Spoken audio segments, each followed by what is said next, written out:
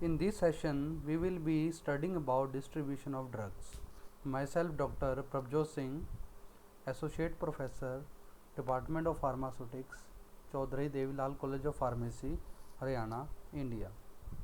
So, students, we have till now studied about absorption of drugs. So, after a drug is absorbed, that is after entry into systemic circulation, then what happens? The drug goes into the plasma and it distributes throughout the body. That process is known as distribution. Distribution which involves reversible transfer of a drug between compartments. तो compartment का क्या मतलब है यहाँ पर? कि हमारी body के अंदर अलग अलग हिस्से होते हैं जिनके अंदर एक जैसा नेचर नहीं होता, एक जैसा ब्लड फ्लो नहीं होता, तो उनके अंदर ड्रग को डिस्ट्रीब्यूट होना होता है. तो सबसे जो पहला अपना कंपार्टमेंट होता है डेट इज़ द ब्लड, और ब्लड में से फिर ड्रग जाएगी अलग अलग टिश्यूज़ के अंदर, जैसे मसल टिश्यू हो गया, आपका एडिपोज टिश्यू हो गया, ब्रेन होगी, तो इनके अंदर ड्रग को डिस्ट्रीब्यूट होना है. तो उसको डिस्ट्रीब्यूट होने के लिए क्या है कि क्योंकि उनका नेचर अलग अलग है तो इसलिए उसमें डिस्ट्रीब्यूशन भी अलग अलग होएगी. उसका जो ड्रग की कंसंट्रेशन है वो हर टिश्यू के अंदर अलग अलग हो सकती है. So the two major drug disposition processes are distribution which involves reversible transfer of drug between compartments and elimination which causes irreversible loss of drug from the body elimination. ठीक है. It is further divided into two processes, biotransformation and excretion. So from in the diagram we can see drug distributed in body, drug metabolites in plasma, drug metabolize and drug excreted. तो इनके बीच में क्या है, drug आपस में इंटरचेंजली आती जाती रहती है. So distribution is defined as reversible transfer of drug between one compartment and another. ठीक है. तो इसके अंदर हमें पता चल गया है रिवर्सिबल ट्रांसफ़र होता है, एक कंपार्टमेंट से ड्रग दूसरे में जाती है और वापस भी आ सकती है. Distribution of drug is not uniform through out the body because different tissues receive the drug from plasma at different rates and to different extents. Differences in drug distribution among the tissue essentially arise as a result of number of factors as enumerated below. तो बहुत सारे factor हैं जिसके कारण differences होते हैं drug distribution के अंदर. Number one is tissue permeability of drug. तो टिश्यू के अंदर कैसे ड्रग पास होती है, अब वो किस पे डिपेंड करती है? Physico-chemical properties of drug like molecular size, partition coefficient and dissociation constant, physiological barriers to diffusion of drug, फिर organ का size, perfusion rate कि उसके अंदर blood का flow किस स्पीड से हो रहा है, binding of drug to tissue components. कई बार ड्रग क्या करती है, ब्लड के जो कंपोनेंट्स होते हैं जैसे एल्बुमिन हो गए, रेड ब्लड कार्पोसल्स हो गए, इनके साथ भी ड्रग बाइंड हो जाती है. Binding of drug to extravascular tissue protein, miscellaneous factors such as age, pregnancy, obesity, diet, disease states, drug interaction. तो इन कारणों से क्या है, there is difference in drug distribution among the tissue. ठीक है. तो इनके हमने पहले जो पढ़ा हुआ है कि मेनली जो फिजिको केमिकल प्रॉपर्टीज़ हैं वो हमने सारी पढ़ रखी हैं पहले कि क्या कौन कौन सी प्रॉपर्टीज़ होती हैं जिसके आधार पर ड्रग डिस्ट्रीब्यूट होती है. तो पहले हम पढ़ते हैं कि इसके अंदर the major rate determining step in distribution of drug are rate of tissue permeability and rate of blood perfusion. Tissue कितना परमिएबल है किसी ड्रग के लिए और उसके अंदर ब्लड का फ्लो कितना है, दोनों बातें ज़रूरी हैं. ठीक है. तो इसके अंदर हम सबसे पहले पढ़ेंगे physico chemical properties of drug. तो ये हम पहले सारे जान चुके हैं कि ड्रग्स की अनआयनाइज्ड फॉर्म में होनी चाहिए, उसका लिपोफिलिक नेचर होना चाहिए. ठीक है. इस तरह से जो प्रॉपर्टीज़ होती हैं वो हमने सारी हम पढ़ चुके हैं, दोबारा से यहाँ पर नहीं पढ़ेंगे, पहले हम ये पढ़ चुके हैं. तो ये हमारी डायग्राम है कि कैसे ड्रग को जाना है. तो इधर ये ब्लड है, फिर इसको एक कैपिलरी वॉल को क्रॉस करना है, उसके बाद ये एक्स्ट्रा सेलुलर फ्लूइड में आ जाएगी, फिर उसको सेल मेम्ब्रेन को क्रॉस करना है, फिर वो इंट्रा सेलुलर फ्लूइड के अंदर चली जाएगी. ठीक है. तो जो अनआयनाइज्ड ड्रग है वो आराम से जा सकती है, इसमें दिखाया गया है. जो आयनाइज्ड ड्रग है वो पोर में से जा सकती है पर वो सेल मेम्ब्रेन को क्रॉस नहीं कर सकती, कैपिलरी वॉल को सिर्फ कर सकती है, या फिर उसका कोई स्पेशल ट्रांसपोर्ट मैकेनिज्म हो तभी आयनाइज्ड ड्रग पास कर सकती है. तो ये हमने पहले भी पढ़ रखा है. इसको हम दोबारा से नहीं यहाँ पर डिटेल में जाएंगे। तो इसके बाद हमारे पास जो सबसे मेन चीज़ है वो है physiologic barriers to distribution of drug. कौन कौन से ऐसे बैरियर्स हैं जो मूवमेंट ऑफ ड्रग को रिस्ट्रिक्ट करते हैं? तो हमारे पास ये 6 तरह के मेन बैरियर हैं।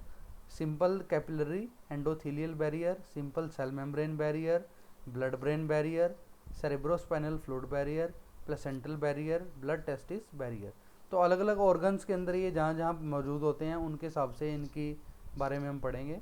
तो सबसे पहले तो जो ड्रग है वो कहाँ पर होती है, वो आपकी cardiovascular system, capillaries, arteries, veins, इसके अंदर प्रेजेंट होती है। जो ड्रग ब्लड के अंदर घुली होती है, तो वहाँ से उसको जो पास करना है टिश्यू में जाने के लिए, उसे क्या करना पड़ेगा? It has to cross the simple capillary endothelial barrier.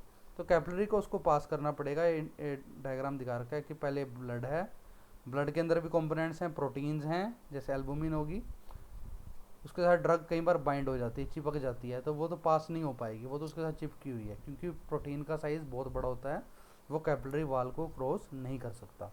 पर जो फ्री ड्रग है उसमें भी जो आयनाइज्ड है और अनआयनाइज्ड है, आयनाइज्ड ड्रग नहीं पास करेगी, सिर्फ अनआयनाइज्ड ड्रग लिपोफिलिक होएगी जो वो कैपिलरी वॉल को आसानी से पास कर सकती है। ठीक है, यहाँ पर दिखाया गया कि ये जो प्रोटीन के साथ ड्रग बाउंड है ये भी पास नहीं करेगी।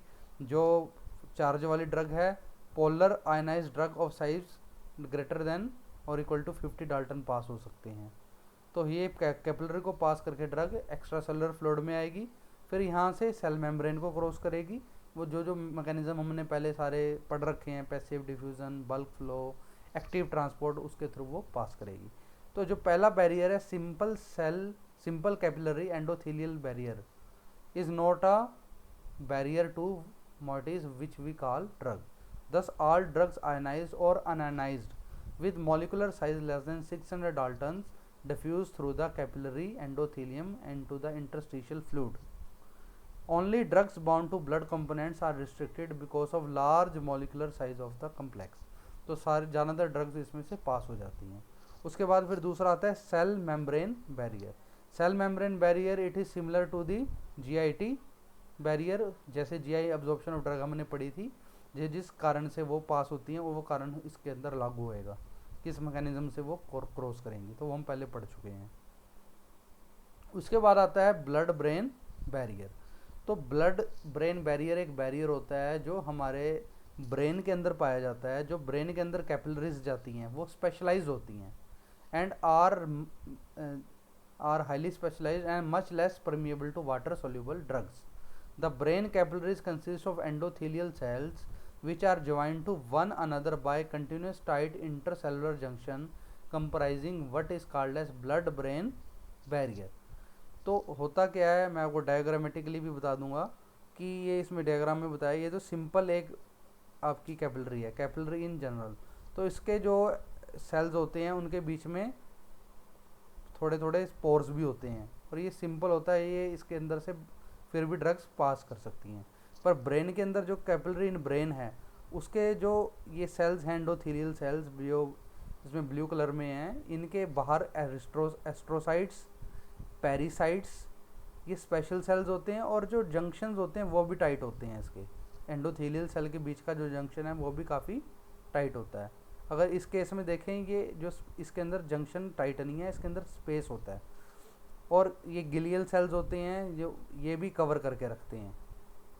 ठीक है, तो ये जो सारी एक कैपिलरी है ये हर तरफ से, चारों तरफ से ये बैरियर के साथ इनक्लोज्ड है, इसलिए जो ड्रग की मूवमेंट है वो रिस्ट्रिक्ट होती है, और सिर्फ जो लिपोफिलिक ड्रग्स हैं वही इसमें से पास कर पाती हैं, नहीं तो नहीं कर पाते। ठीक है, तो हम इसके अंदर वापस आते हैं।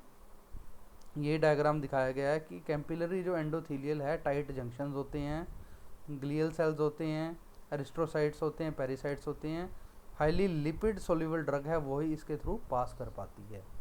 ठीक है, तो इसका एग्जांपल है, जैसे फॉर एग्जांपल पेंटोबार्बिटल और thiopental a highly lipid soluble drug is 50 times that of pentobarbital and crosses blood brain barrier much more rapidly. तो जो जितना ज़्यादा लिपोफिलिक ड्रग होएगी वो इसमें से पास कर पाएगी, और जो आपकी वाटर सोल्यूबल ड्रग है वो इसमें से पास नहीं कर पाती। Example penicillin. तो शुरू में जब इन्फेक्शन ब्रेन में होती थी पेनिसिलिन देते रहते थे, पर वो जो पेशेंट होता था वो ठीक ही नहीं होता था, क्योंकि पेनिसिलिन आपकी ब्लड ब्रेन बैरियर को क्रॉस नहीं कर पाती और इसलिए वहाँ पर वो नहीं पहुँच पाती। तो blood brain barrier is very special. तो ये रिस्ट्रिक्ट करता है कि ऐसी कोई बेमतलब कोई भी चीज़ ब्रेन के अंदर एंट्री ना कर पाए। तो जैसे पार्किंसनिज्म है, इसके अंदर क्या होता है, डिप्लीटेशन ऑफ डोपामिन हो जाती है। It can not be treated by administration of dopamine as it does not cross BBB blood brain barrier, hence levodopa which can penetrate the CNS where it is metabolized to dopamine is used in its treatment। तो levodopa is a pro drug of dopamine. तो इसको दिया जाता है, ये जब पहले इसको क्रॉस कर जाती है ब्लड ब्रेन बैरियर को, फिर अंदर जाके इसको इंजाइम्स मेटाबोलाइज कर देती हैं डोपामिन के अंदर, वहाँ पर जाके ये फिर अपना एक्शन दे पाती है। इसके अलावा there are various approaches to increase the permeability of drugs through the blood brain barrier. Number 1 is the use of permeation enhancer such as dimethyl sulfoxide, osmotic disruption of blood brain barrier by infusing internal carotid artery with mannitol। तो carotid arteries होती हैं जो brain के अंदर, उनके अंदर आप mannitol अगर इंजेक्ट कर देंगे तो उससे भी बैरियर डिस्टर्ब हो सकता है। Use of dihydropyridine redox system as drug carriers through the brain. तो जो डाईहाइड्रोपिरिडीन सिस्टम होता है ब्रेन के अंदर, ये कुछ चीज़ें जो ज़रूरी होती हैं वो लेके जाता है ब्रेन के अंदर, तो इसके साथ आप लिंक करके भेज सकते हो। इसके बाद होता है blood cerebro spinal fluid barrier is formed mainly by choroid plexus. तो कोरॉइड प्लेक्सिस क्या चीज़ होती है यहाँ पर, choroid plexus is a network of blood vessel in each ventricle of brain producing CSF। Cerebro spinal fluid एक fluid होता है जो आपके ब्रेन में और स्पाइनल कॉर्ड के अंदर पाया जाता है, ये वेंट्रिकल्स के अंदर प्रोड्यूस होता है, और वहाँ पर एक नेटवर्क ऑफ ब्लड वेसल्स होता है, उसको कोरॉइड प्लेक्सिस कहते हैं। तो जो ये CSF बैरियर है ये कोरॉइड प्लेक्सिस द्वारा बनाया जाता है, lateral third and fourth ventricle के अंदर ये मौजूद होता है। तो ये भी आपका काफ़ी लिपोफिलिक ड्रग को ही अलाउ करता है पास होने में, दूसरी ड्रग्स इसमें से भी पास नहीं कर पाती। इसके बाद आता है प्लेसेंटल बैरियर। प्लेसेंटल बैरियर होता है मदर के और जो बेबी होता है उसके दोनों के बीच में जो बैरियर होता है।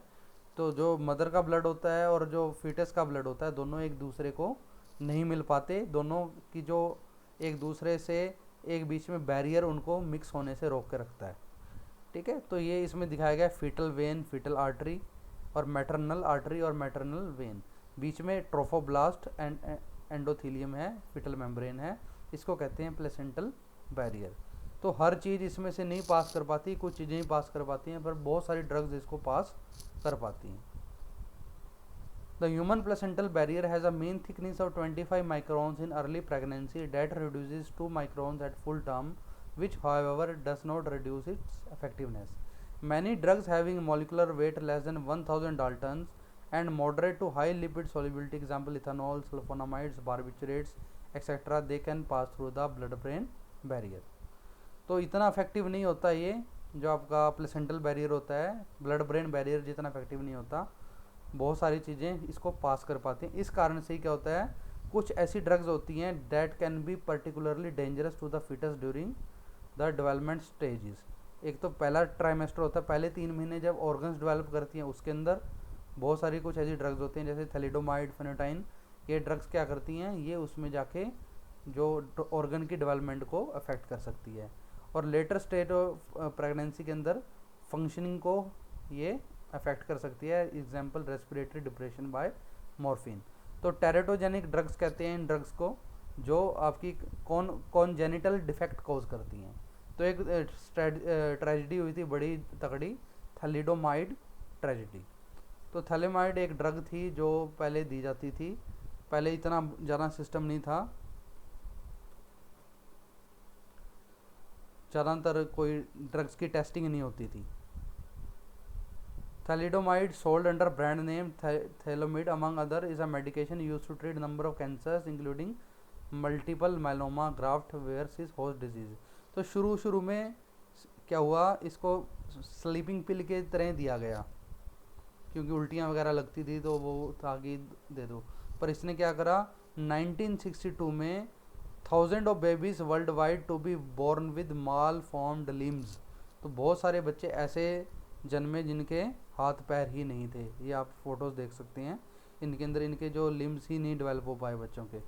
This is due to the thalidomide tragedy. तो उसके बाद से फिर जो ड्रग्स थी उनकी टेस्टिंग करने लग गए और सिर्फ प्रेगनेंसी के अंदर वही ड्रग्स देने लग गए जो आपकी सेफ थी प्रेग्नेंट वुमेन के लिए। ठीक है, तो इसके बाद आता है आपका blood testis barrier. This barrier is located not at capillary endothelium level but at Sertoli cell junction. It is a tight junction between neighbouring Sertoli cells that act as blood testis barrier. This barrier restricts the passage of drug to spermatocytes and spermatids. तो जहाँ पर sperms develop होते हैं वहाँ पर ये drugs के entry को नहीं होने देता बैरियर। तो ये बैरियर्स हैं सारे के सारे जो ड्रग की मूवमेंट को रोकते हैं। इसके बाद आते हैं organ tissue size and perfusion rate. तो परफ्यूजन रेट का होता है कि कितनी ड्रग के अंदर, जो ऑर्गन है कोई भी, उसके अंदर कितना ब्लड फ्लो है। तो जितना ज़्यादा ब्लड फ्लो होएगा उतनी ज़्यादा उसके अंदर डिस्ट्रीब्यूशन होएगी ड्रग के अंदर। Perfusion rate is defined as the volume of fluid that flows per unit time per unit volume of the tissue. It is expressed in ml per minute per ml of the tissue.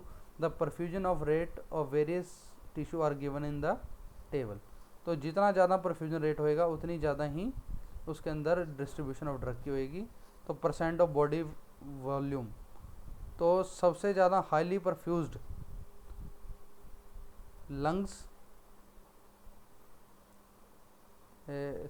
Sorry ये है blood flow, 5000 ml पर minute lungs में होता है, 1250 kidneys में होता है, 25 ml पर मिनट एड्रिनल्स में होता है। तो इस हिसाब से सबसे ज़्यादा कार्डियक आउटपुट का 100% लंग्स में से ब्लड फ्लो होता है। परफ्यूजन रेट दिए गए हैं, तो इस हिसाब से जितना ज़्यादा परफ्यूजन रेट होएगा, तो यहाँ पर एक इक्वेशन दिखा रखी है, KT distribution rate constant is equal to perfusion rate divided by KTB is the tissue blood partition coefficient, कि कितना पार्टीशन कोफिशिएंट है ड्रग का between the blood and tissue. Drug blood में कितनी जाना चाहती है और टिश्यू में कितनी जाना चाहती है, तो उसके हिसाब से ये KT निकाला जाता है। ठीक है, तो इसके बाद आपका परफ्यूजन रेट वगैरह आ गया। इसके बाद आते हैं binding of drug to tissue component. इसके लिए आगे प्रोटीन बाइंडिंग का पूरा चैप्टर है, उसमें पढ़ेंगे हम कि जब ड्रग आपकी ब्लड के जो कंपोनेंट्स हैं जैसे हीमोग्लोबिन हो गया या फिर जो प्रोटीन्स होती हैं जैसे एल्बुमिन होगी, ह्यूमन सीरम एल्बुमिन, HSA, ठीक है, इनके साथ जब आपकी बाइंड हो जाती है ड्रग तो वो उसको लीव नहीं कर पाती, वो ब्लड के जो कंपार्टमेंट है, जो वेन्स हैं, जो आर्टरीज हैं, उन्हीं के अंदर ड्रग रह जाती है। उसके बाद अलावा miscellaneous factors affecting drug distribution है, एज आ गया, या पढ़ लेना एक बार, बड़े आसान है। इसके बाद मेन जो बड़ा इसके अंदर आगे है volume of distribution. What is volume of distribution? So volume of distribution is defined as hypothetical volume of body fluid into which a drug is dissolved or distributed. It is called as apparent volume because all parts of body equilibrate with drug do not have equal concentration. तो apparent volume of distribution और volume of distribution क्या है? VD is the proportionality constant having unit of volume and, ठीक है, X is directly proportionality, amount of drug body in body is X and C is the concentration. तो जितना amount body में drug का होएगा उतनी उसकी ज़्यादा कंसंट्रेशन होएगी। जब प्रोपोर्शनलिटी के साइन को उठाएंगे तो क्या आ जाएगा? एक कांस्टेंट आ जाएगा, that is the volume VD, that is the volume of distribution. तो इसमें एक शब्द आ रहा है हाइपोथेटिकल वॉल्यूम। हाइपोथेटिकल वॉल्यूम का मतलब क्या होता है? It is not the real volume. Real volume का मतलब क्या होता है? असली में ये वॉल्यूम नहीं है, ये एक सिर्फ हाइपोथेटिकल है कि जो ड्रग है वो बॉडी में कितनी वॉल्यूम में डिस्ट्रीब्यूट हो रही है आपकी। अब इसको हाइपोथेटिकल क्यों कहते हैं, इसको मैं एक एग्जांपल से आपको समझाऊंगा मैं। अब पहले आपको पता होना चाहिए कि आपके बॉडी के अंदर जो वॉल्यूम होती है वो कितनी होती है। तो इसमें थोड़ा सा एक आ जाएगा कि वेस्कुलर फ्लूइड, ब्लड और प्लाज्मा की वॉल्यूम अराउंड 6 लीटर्स होती है। एक्स्ट्रा सेलुलर फ्लूइड की 12 लीटर्स होती है। इंट्रा सेलुलर फ्लूइड की 24 लीटर्स होती है। total body water is about 42 liters. These are values for a 70 kg adult. तो अराउंड जो मैक्सिमम वॉल्यूम किसी ड्रग की होनी चाहिए, वॉल्यूम ऑफ डिस्ट्रीब्यूशन, वो कितनी होनी चाहिए? 42 लीटर्स। पर बहुत सारी ऐसी ड्रग्स हैं जिनकी जो वॉल्यूम ऑफ डिस्ट्रीब्यूशन है वो काफ़ी ज़्यादा आ जाती है जब उसको डिटरमाइन करते हैं। It can be up to 15,000 litre. अब आप ये अपने आप ही बताइए कि एक 70 किलो का बंदा, उसके अंदर 15,000 लीटर वॉल्यूम कैसे हो सकती है? तो ये क्यों होता है, इसका क्या कारण है, इसको जानने के लिए हम एक थोड़ा एग्जांपल देखेंगे। तो इसके लिए हमें पहले पता होना चाहिए what is X. X is the amount of drug, V is the volume, units X के mg आ जाएगा, v का ml आ जाएगा। इस एग्जांपल के लिए है ये c is the concentration in milligram per ml। ठीक है, तो अगर हम कंसंट्रेशन फाइंड करने, अगर हमने x को फाइंड करना है तो वॉल्यूम इनटू कंसंट्रेशन। ठीक है, कंसंट्रेशन को फाइंड करना है अमाउंट डिवाइडेड बाय वॉल्यूम, और वॉल्यूम को फाइंड करना है तो amount divided by concentration, x upon c। तो सबसे पहले हम बात करते हैं कंसंट्रेशन की। Concentration is equal to amount per unit volume.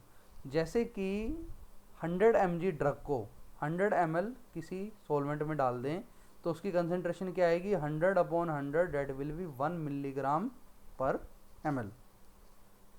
If we know concentration then we can determine amount और वॉल्यूम ऑल्सो। उल्टा भी हम डिटरमाइन कर सकते हैं। अगर हमें कंसंट्रेशन पता हो तो अगर हमें एक चीज़, हमें अमाउंट पता है तो हम वॉल्यूम पता कर सकते हैं, वॉल्यूम पता है तो हम अमाउंट पता कर सकते हैं। एग्जाम्पल लेते हैं, if concentration of drug in 100 ml volume is 2 milligram per ml then determine its amount. तो फॉर्मूला यूज़ करेंगे, amount is equal to v into C, that will be 100 into 2 is equal to 200 mg। तो हमारे पास क्या आ गया? Amount x क्या है? Amount that is 200 mg। तो ऐसे हम निकाल सकते हैं। तो अब हम एक एग्जांपल लेंगे कि if we have 2 beakers separated by semipermeable membrane each having volume of 100 ml। ठीक है, एक ए बीकर है और एक बी बीकर है, बीच में इनके एक मेम्ब्रेन लगी हुई है, drugs can pass through it, ये दोनों डायरेक्शन में पास कर सकती हैं।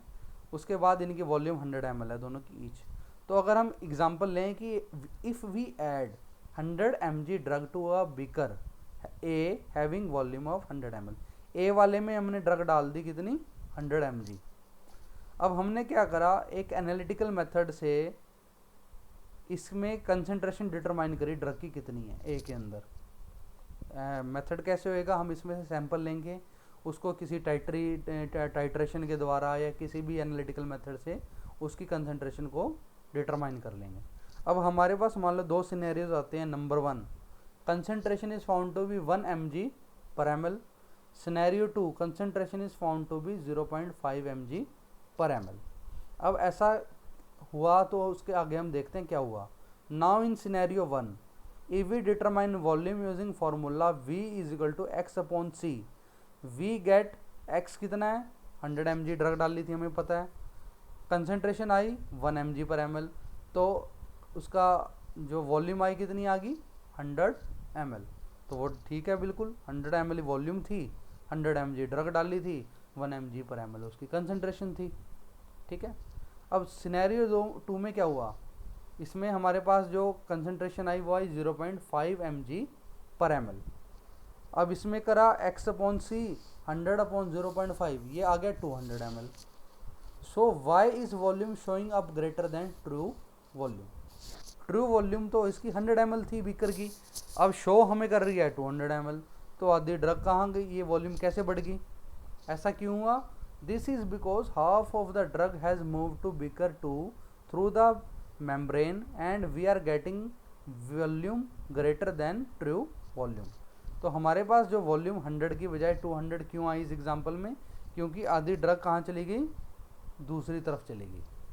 ठीक है, तो ये अब क्या हुआ, जो 200 ml है ये तो रियल वॉल्यूम नहीं है, ये क्या है? आपकी हाइपोथेटिकल वॉल्यूम और डिटरमाइंड वॉल्यूम है। इसी को कहते हैं हम वॉल्यूम ऑफ डिस्ट्रीब्यूशन। तो वॉल्यूम ऑफ डिस्ट्रीब्यूशन आपकी ज़्यादा भी हो सकती है, it can be more than the true volume that is 42 litre. 42 litre आपकी पूरी बॉडी की वॉल्यूम होती है, पर उससे ज़्यादा हो सकती है, इट कैन बी 15,000 लीटर। ऐसा कब होता है, अब हम इसके बारे में डिस्कस करेंगे।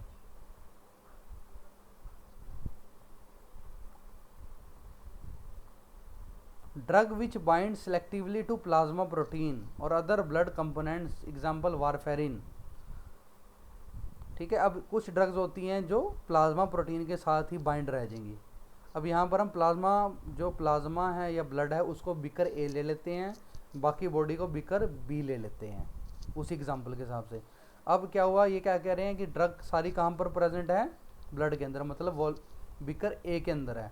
तो ए के अंदर होने से क्या है, दूसरी तरफ तो गई नहीं, तो ऐसी ड्रग्स की जो वॉल्यूम ऑफ डिस्ट्रीब्यूशन आएगी that will be between blood volume and total body volume, वो 6 से लेके 42 लीटर के बीच में ही आएगी, इससे ज़्यादा नहीं आएगी। Example warfarin has a VD of 10 litre. ठीक है, अब जो drug which bind selectively to extravascular tissue, मतलब कि एग्जाम्पल बिकर बी में जो ड्रग जा रही है ज़्यादा, अब ए में तो रही नहीं। अब हम जब बंदे में से किसी में से ड्रग की कंसनट्रेशन डिटरमाइन करेंगे, वो कैसे करेंगे, वो तो हम उसमें से ब्लड का सैंपल लेंगे, उसको लैब में भेजेंगे, उसकी कंसनट्रेशन डिटरमाइन करेंगे। टिश्यू में से तो नहीं कर सकते कि ब्रेन में कितनी चली गई या उसके सारी बॉडी में कितनी चली गई, ये तो हम नहीं डिटरमाइन कर सकते। हमारे पास सबसे बेस्ट तरीका क्या है, एक इंजेक्शन भरें ब्लड में से, उसमें से उसकी कंसनट्रेशन डिटरमाइन कर लें। तो जब हम ऐसे ड्रग्स की जो आपकी एक्स्ट्रावेस्कुलर टिश्यू में जा रही है ड्रग, तो उसकी जब आप वॉल्यूम डिटरमाइन करते हैं, it is greater than 42 litre and it can be, example chloroquine का है अप्रोक्सीमेटली 15,000 लीटर। अब ये सारी ड्रग कहाँ पर चलेगी, ये बीकर बी में चलेगी, मतलब कि एक्स्ट्रावेस्कुलर टिश्यू में चलेगी। इस कारण से क्या हो गया, उसकी वॉल्यूम ऑफ डिस्ट्रीब्यूशन ज़्यादा आ रही है। तो इसके अंदर हम एक सीधी जनरलाइजेशन ये कर सकते हैं कि अगर कंसंट्रेशन इन ब्लड ज़्यादा है ड्रग की, तो उसकी वीडी कम आएगी या फिर ट्रू वॉल्यूम जितनी ही आएगी। अगर कंसंट्रेशन इन ब्लड कम है किसी ड्रग की, उसकी वॉल्यूम ऑफ डिस्ट्रीब्यूशन ज़्यादा आएगी, जो आपकी ट्रू वॉल्यूम से ज़्यादा हो सकती है। तो मेरे को लगता है कि आपको समझ में आ गया होगा कि what is volume of distribution. ठीक है, the volume of distribution is the hypothetical volume of body fluid into which a drug is dissolved और डिस्ट्रीब्यूटेड। ठीक है, इसके बाद इसके अंदर ये है थोड़ा सा कि कैसे हम डिटरमाइन करते हैं वॉल्यूम्स। प्लाज्मा वॉल्यूम को डिटरमाइन करने का तरीका ये है कि ऐसी चीज़ को ड्रग के अंदर किसी मार्कर को ब्लड में डाला जाए जो सिर्फ ब्लड में ही रहे, बाहर जाए ना ब्लड से, उसकी कंसंट्रेशन डिटरमाइन करेंगे तो वो ट्रू वॉल्यूम ऑफ प्लाज्मा दे देगा। एग्जाम्पल है इसका Evans blue, indocyanine green, iodine 131, albumin. ये सारी जो ड्रग्स हैं they are totally bound to plasma albumin. जो प्लाज्मा के अंदर प्रोटीन होती है एल्बुमिन, उससे चिपक जाती है, वेसल ब्लड वेसल से बाहर ही नहीं जाती। इस कारण से दे रिमेन कफाइंड टू प्लाज्मा। तो उससे जब डिटरमाइन होती है वो आपकी क्या निकल आती है, प्लाज्मा वॉल्यूम। ऐसे ही अगर हमने एक्स्ट्रा सेलुलर फ्लूइड की वॉल्यूम डिटरमाइन करनी है, can be determined by substance that easily penetrate capillary membrane and rapidly distribute throughout the extracellular fluid but do not cross the cell membrane. Example Na positive, Cl negative, ions, inulin, mannitol, raffinose. ठीक है, इनसे हम extracellular fluid की volume को determine कर सकते हैं। उसके बाद टोटल बॉडी वाटर को कैसे डिटरमाइन करेंगे, हम ऐसी चीज़ देंगे जो पूरी बॉडी में इक्वली डिस्ट्रीब्यूट होते हैं। Example heavy water, DTO, tritiated water, HTO। तो ये क्या होते हैं, ये आपके वो होते हैं आइसोटॉप्स होते हैं हाइड्रोजन के, ड्यूटेरियम, ट्रिटियम। तो हाइड्रोजन के आइसोटॉप से जो वाटर बनता है DTO, हैवी वाटर कहते हैं उसे। तो उसको जब बॉडी के अंदर इंजेक्ट करेंगे या बंदे को देंगे, तो जब उसकी कंसंट्रेशन डिटरमाइन करेंगे तो वो पूरी बॉडी में से डिटरमाइन होएगी, it will give the volume of total body water. Intra cellular कैसे निकलेगी, टोटल बॉडी वाटर में से एक्स्ट्रा सेलुलर को माइनस कर देंगे तो इंट्रा सेलुलर बॉडी फ्लूइड की वॉल्यूम निकल आएगी।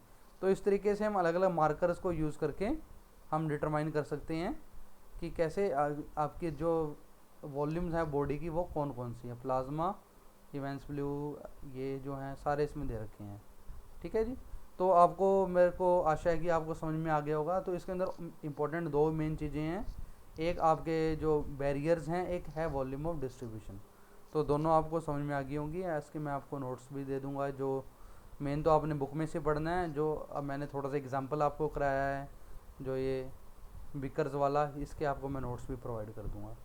ठीक है, थैंक यू वेरी मच।